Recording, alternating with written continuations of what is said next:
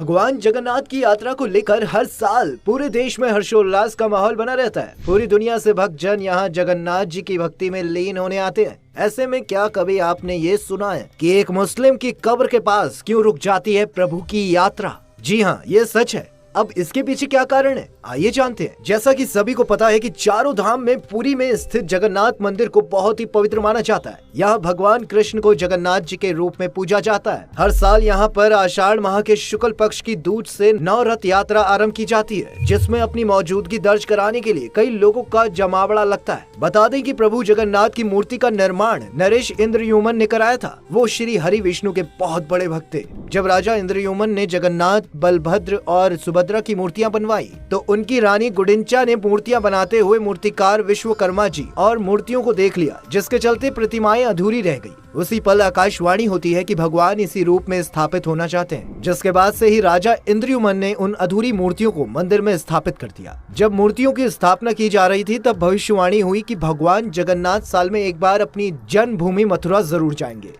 स्कंद पुराण के अनुसार राजा ने आषाढ़ शुक्ल द्वितीया के दिन प्रभु को उनकी जन्मभूमि जाने की व्यवस्था की। उसी ही पल ये परंपरा रथ यात्रा के रूप में चली आ रही है। आज के समय में जो मंदिर है वो 7वीं सदी में बनवाया गया था, लेकिन इस मंदिर का निर्माण ईसा पूर्व 2 में भी हुआ था। 1174 ईस्वी में ओडिशा पर राज करने वाले अनंग भीम देव ने इसको दोबारा सही करवाया था। इस मुख्य मंदिर के आसपास करीब 30 छोटे बड़े मंदिर भी बने हैं। वहीं जब इस यात्रा की शुरुआत होती है तब सबसे आगे बलराम जी का रथ, बीच में देवी सुभद्रा का रथ और अंतिम में सबसे पीछे प्रभु जगन्नाथ जी का रथ होता है। इसे उनके रंग और ऊंचाई से पहचाना जाता है। इस रथ यात्रा के समय जगन्नाथ जी का रथ एक मुस्लिम की मजार पर रुकता है, जो प्रभु का बहुत बड़ा भक्त था, लेकिन मुस्लिम होने के चलते उसे कभी भी मंदिर में जाने को नहीं मिला था। वो भगवान के दर्शन किए बिना ही इस संसार को छोड़कर चला गया। लेकिन बता दें कि उस मुस्लिम व्यक्ति ने मरने से पहले उसने ये कहा था कि अगर मेरी भक्ति सच्ची है तो भगवान मेरी मजार पर जरूर आएंगे, और कुछ समय बाद वही हुआ जो उसने कहा था। जानकारी के अनुसार ये घटना उस समय की है जब अपने देश भारत पर मुगलों का शासन था। साल बेग नाम का एक मुस्लिम व्यक्ति हुआ करता था। उसकी माता हिंदू और पिता मुस्लिम थे।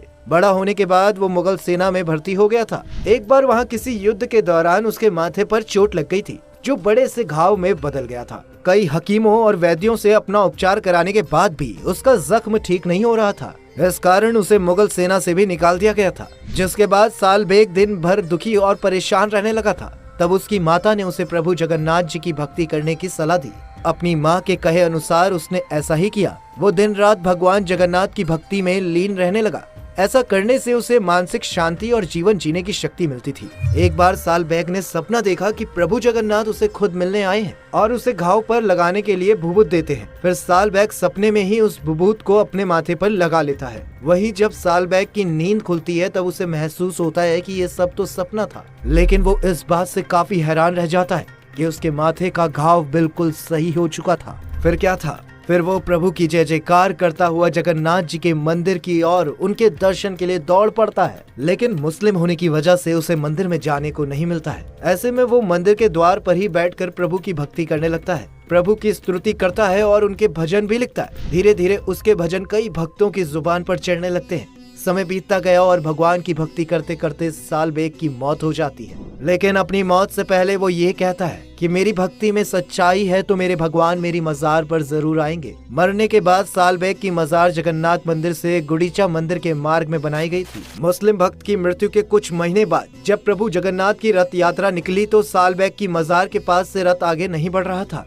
सभी भक्त पूरी ताकत के साथ रथ को जोर जोर से खींचते रहे, लेकिन रथ 1 इंच भर भी आगे नहीं बढ़ रहा था। ऐसे में सभी दुखी हो गए और कुछ समझ नहीं पा रहे थे कि आखिर अब क्या किया जाए। तभी किसी ने साल बेग के बारे में बताया और उसकी भक्ति की कथा सुनाई थी। तब उस समय के राजा ने पंडित जी से मंत्रणा कर सभी से प्रभु के भक्त साल बेग के नाम से जयकारे लगने के बाद जब रथ को दोबारा खींचने का प्रयास किया गया तब रथ चलने लगा था। बस तभी से हर साल अपने घर जाते समय भगवान जगन्नाथ का रथ साल बेग की मजार पर कुछ पल के लिए रोक दिया जाता है। तो मित्रों, आपने जाना कि एक मुस्लिम की कब्र के पास क्यों रुक जाता है भगवान जगन्नाथ का रथ? यदि आपको पहले से किसी भी बात की जानकारी थी तो नीचे हमें कमेंट करके जरूर बताइएगा। आज की वीडियो में बस इतना ही। हम उम्मीद करते हैं कि हमारी वीडियो के जरिए आपको कई सवालों के जवाब मिल गए होंगे। अगर ये वीडियो आपको पसंद आई हो तो इसे लाइक करिएगा, ज्यादा से ज्यादा शेयर करिएगा। वहीं अगर आपने हमारे चैनल को सब्सक्राइब नहीं किया है तो जरूर करिएगा। इसके साथ ही मुझे दें इजाजत। इस वीडियो को अंत तक देखने के लिए आपका बहुत बहुत शुक्रिया।